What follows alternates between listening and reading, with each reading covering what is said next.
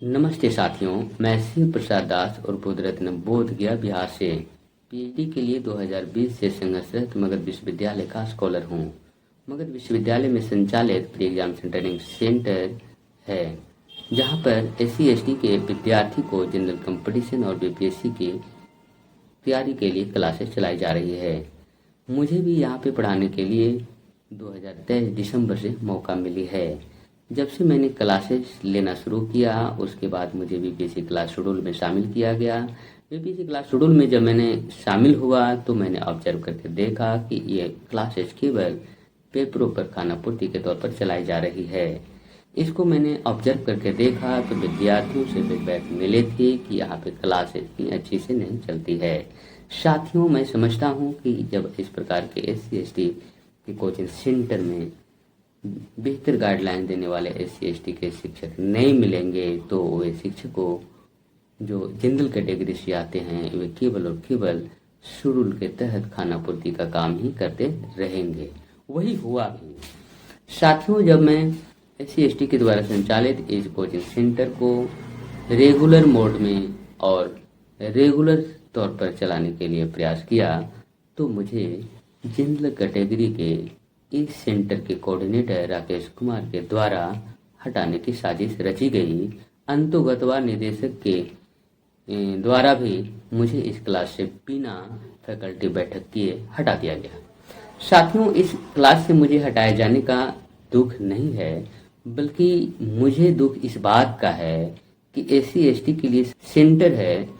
इस सेंटर में SC/ST के विद्यार्थियों को बेहतर शिक्षा और मार्गदर्शन और उसका करियर गाइडलाइंस मिल सके ताकि वो अपने बेहतर से बेहतर करियर बना सके, लेकिन ऐसा नहीं हो रहा है। इसका वजह मैं यही निकाल पाया कि जब तक SC/ST के कोचिंग संस्थानों में जनरल कैटेगरी के लोग एज ए कोऑर्डिनेटर के तौर पर कार्य करेंगे तो वे केवल और केवल पेपरों पर मजबूती के साथ खानापूर्ति की भरपाई कर पाएंगे और करते रहेंगे, लेकिन विद्यार्थियों को बेहतर शिक्षा मिल सके इसके लिए उनकी प्रयास नगण्य रहेगी, क्योंकि यह क्लास वर्षों से चल रही है और वहाँ अब वर्तमान में जो स्थिति है यह देखा जा सकता है, यह एक जांच का विषय है। साथियों, इसको मैं सुधार करने का प्रयास किया तो मुझे ही क्लास से हटा दिया गया। क्लास से हटाए जाने का क्लास शेड्यूल जब व्हाट्सएप पर ग्रुप में शेयर हुआ तो मैंने तुरंत फोन से कोऑर्डिनेटर के द्वारा जानना चाहा तो उन्होंने सीधे लहजे में कहे कि डायरेक्टर ने आपको इस क्लास शेड्यूल से निकाले हैं। तो मैं जानना चाहता हूं कि ये क्लास शेड्यूल से निकाला जाना एक बड़ी बात नहीं है, लेकिन ये निकाले जाने का क्या संदर्भ है उस पर मैंने जानना चाहा। यहाँ तक मैंने उनसे कहा कि अगर शिक्षकों को पठन पाठन को लेकर किसी भी तरह की कमी बेसी देखी जाती है, इसके लिए फैकल्टी की बैठक होनी चाहिए और शिक्षकों को और बेहतर शिक्षा दे सके विद्यार्थियों को, इसके लिए प्रयास की जानी चाहिए। लेकिन ये भी नहीं हुआ। जब मैंने ये बातें कहा तो उन्होंने सीधे कहा कि आपको यहाँ पे आने और आकर क्लास लेने नहीं देंगे। मैंने कहा ऐसा क्यों? तो उन्होंने सीधे यही कहा कि आपको इस क्लास में क्लास लेने की अनुमति मेरी ओर से अब नहीं रहेगी। अगर आप क्लास लेने आए तो आपका यहाँ से लाश लौट कर जाएगा। साथियों, यह सीधा सीधा जान मारने की धमकी है।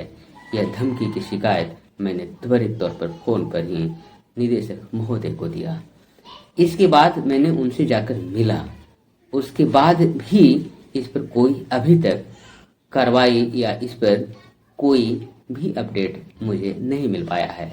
मैं समझता हूँ कि SC/ST के विद्यार्थियों को पढ़ाने के लिए बेहतर प्रयास करने वाले SC फैकल्टी टीचर को हमेशा से निकाला जाता रहा है और उसी का परिणाम है कि इस सेंटर में बीपीएससी क्लास शेड्यूल में जो भी शिक्षक हैं वे केवल और केवल खानापूर्ति करने के लिए ही यहाँ पे बने हुए हैं। साथियों, यह हमारे SC/ST के विद्यार्थियों के लिए एक बहुत बड़ी समस्या है।